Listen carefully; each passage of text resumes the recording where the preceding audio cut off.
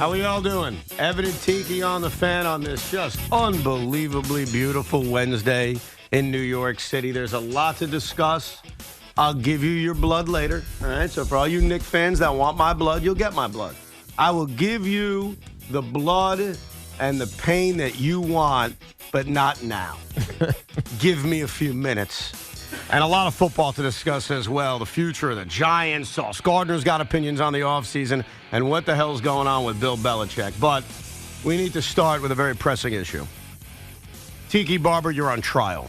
What did I do? You committed a crime against sportsmanity last night at Barclays Center. I did no such thing. Last night at Barclays Center, there was a basketball game between the New York Knicks, a far better team, and the crappy, pathetic Brooklyn Nets. The Nets still in the league. And watched from your all 22 seats. I even bought Loogie a beer. You did.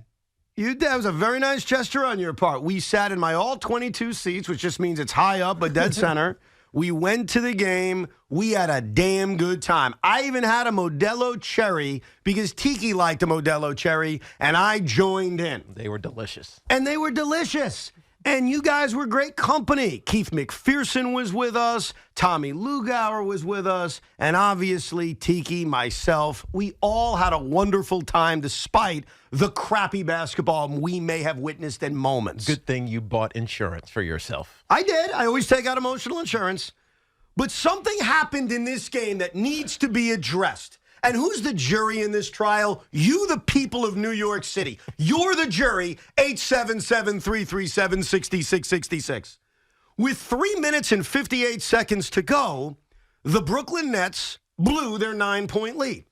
And the Knicks went up one with 3:58 to go, and there was a timeout. And yes, I admit, because I'm a man that's honest, Knicks fans took over my building with raucous noise. Let's go Knicks. And during that timeout, as I was getting tense, and I was very tense, as Tiki will tell you. Yes, you were. Tiki Barber, with that trademark smile, looks at me and says, I'm out. And he puts his fist out to fist bump me. And my return was, are you bleeping kidding me? And he's like, nah, man, I don't like crowds. And I look at Loogie like, what is happening right now? And it literally happened with 3:58 to go in a one-point game between the Knicks and the Nets, where the atmosphere is amazing, thanks to Knicks fans. Let's go Knicks, because they filled my building up. They took over. And they took over. I admit that. This guy left. It's a one-point game. Anything can happen. And he left. Now, we will hear from the jury today, 877-337-6666. We will hear from Sean Morash, who wasn't at this game, and Knick fan Tommy Lugauer, who enjoyed his night.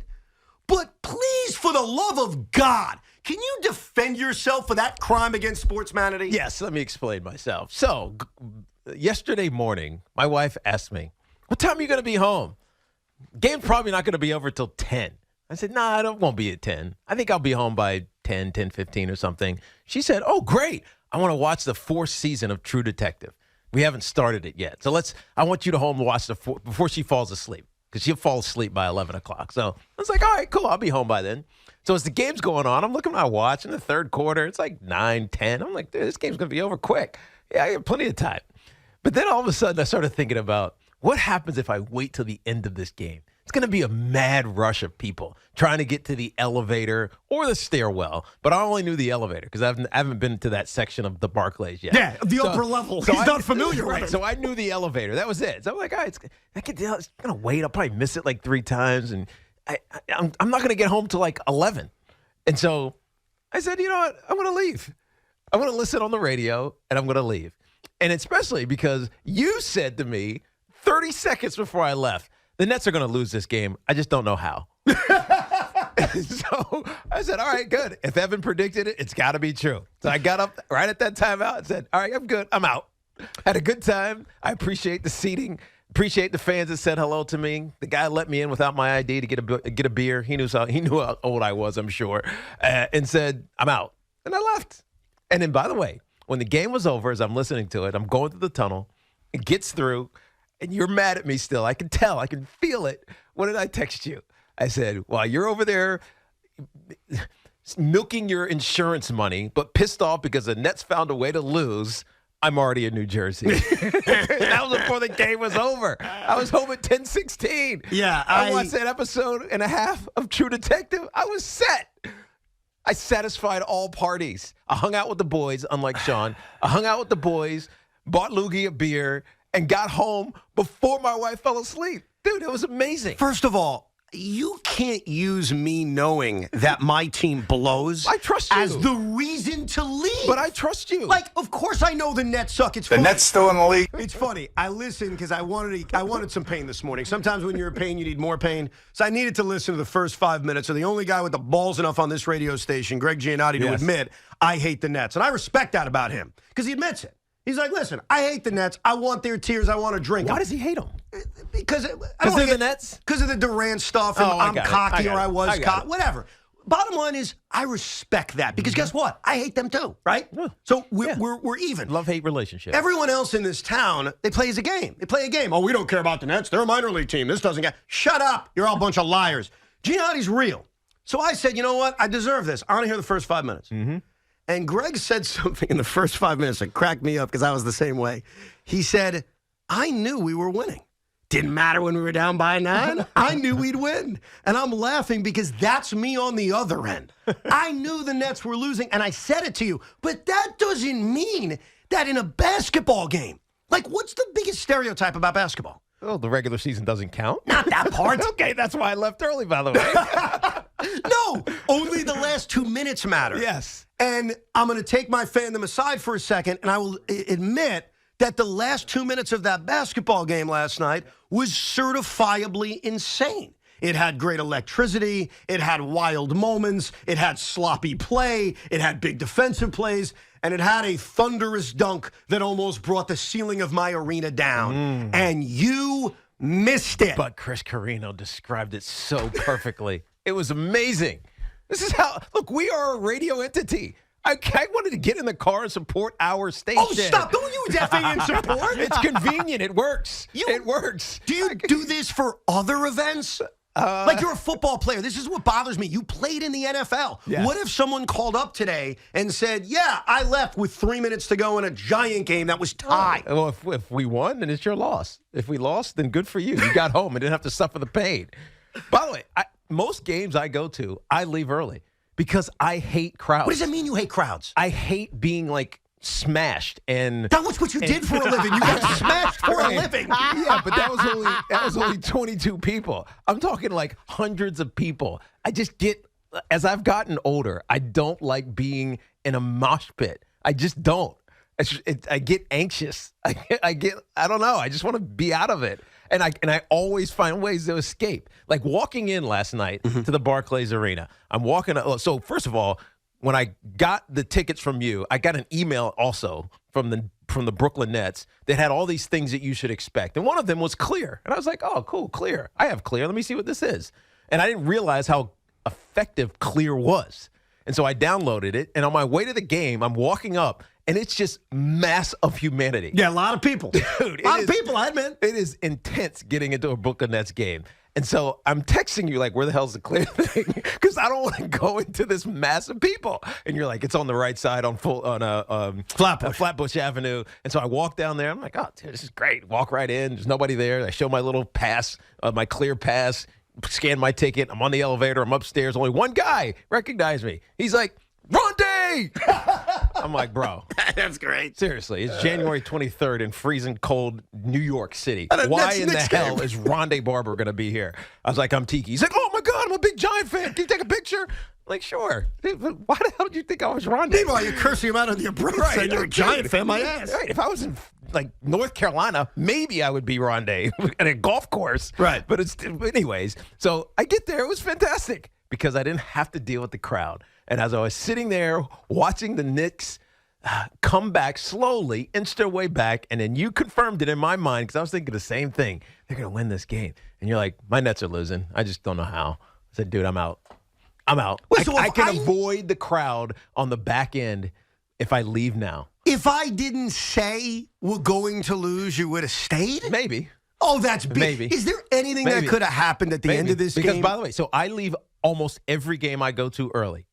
No matter what I'm doing. And by the way, he left the Knicks Trailblazer game early, but we all did because the Knicks were up by 75. Right. So I didn't know that because that one didn't even count. Football games I go to, I leave early. Really? Yes. Giant games, I leave early because I don't like crowds. I want to be on the turnpike and halfway to my house before final whistle, right? So the only game I stayed this year was the Packers. And the only reason I did is because my boy Mike Hoyman was there, and he's like, come up to the suite. We're just going to watch it together, me and the boy. So I go up in Hoyman's suite, and I'm watching it.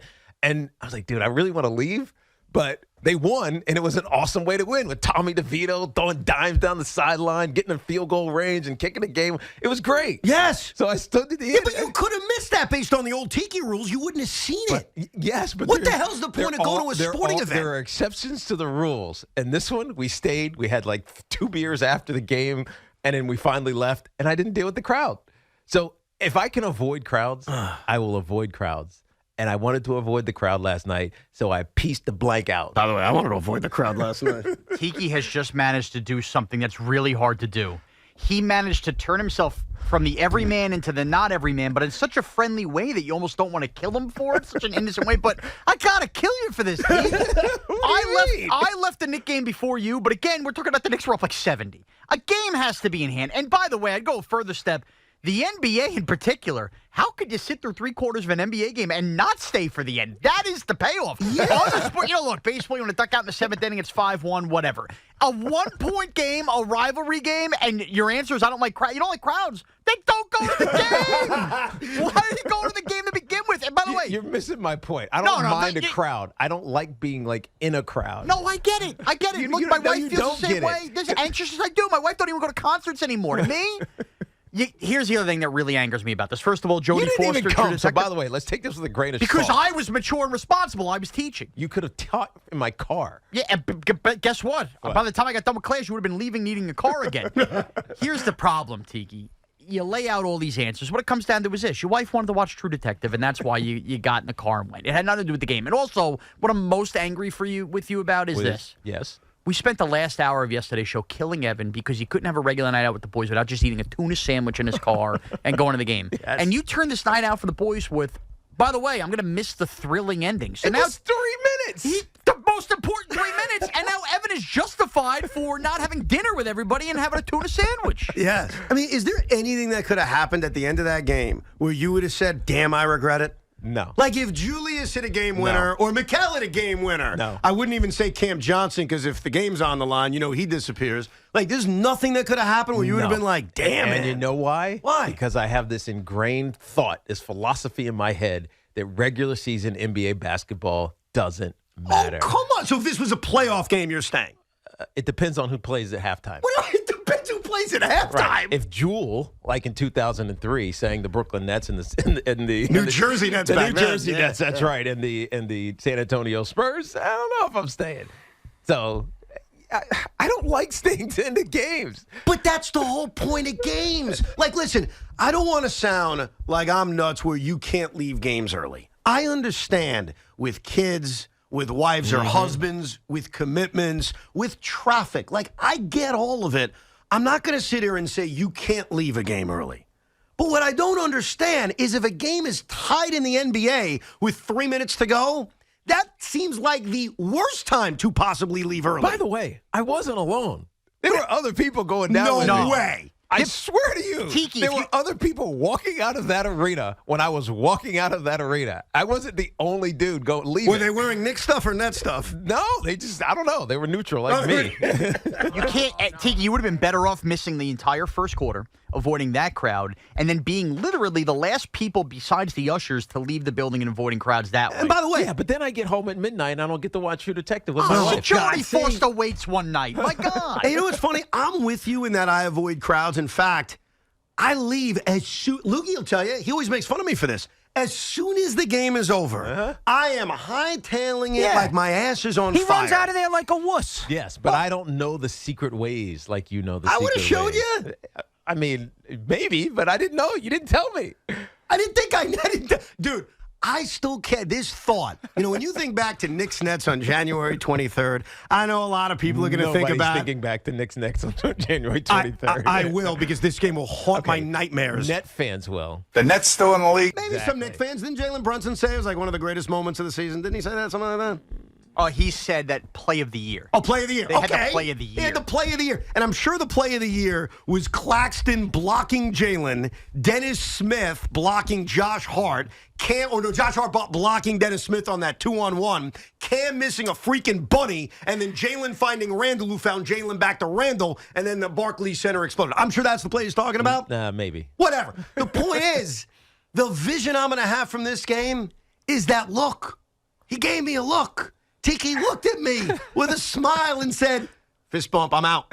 Thank you, man. It's been fun. Teak, I got to defend you here. Now, Thank you, normally Luigi. I would crush you for leaving early, but you're Tiki Barber. You're famous. It's not like Charles Way's blocking for you. Thank You're going to you, have a million Luigi. people coming up to you, bothering you. So the guy wanted to go home and have a little sex with his wife. You know what? You knew what was going to happen. You don't know the ending of True Detective. You know the ending of this one is that the Knicks smacked the Nets, and it was loud in that building, and it sounded like MSG. So Big Bad Evan waited another 3 minutes, then he tucked his tail between his legs, and he walked out of there like a loser. Loogie keeps it real. No. I don't Keeping accept it that. real. Me knowing my team's going to lose is not the same as me saying I'm going to leave now because I know we're going to lose. Like, that's not the same thing. I still stood there. Let's go Knicks. Would you have felt better if you had left and not seen it? I would have been better if I never became a Nets fan. You want to go back further? I wish I never picked this God-freaking team. God-free, I don't even know what that means. I wish I never was born into this earth and rooted for this garbage. I wish I never had to be in my own building and get humiliated I think Knick the way fans- I was last night. So you asked me, I wish I didn't leave early. I think Knick fans would take your enthusiasm. You want to defect? Never. Let's go Knicks. I'm stuck on this loser ship for good. You're committed forever. You're damn right. We'll get your calls next, 877-337-6666. An update on Bill Belichick that makes absolutely no sense. And I'll give the Knicks fans a little bit more. I'll give you my blood a little bit later on. In fact, I'll give you my blood when we come back. And then we'll hear from you, a jury of our peers. Is Tiki Barber guilty of fandom malpractice? Or he just wants to avoid crowds?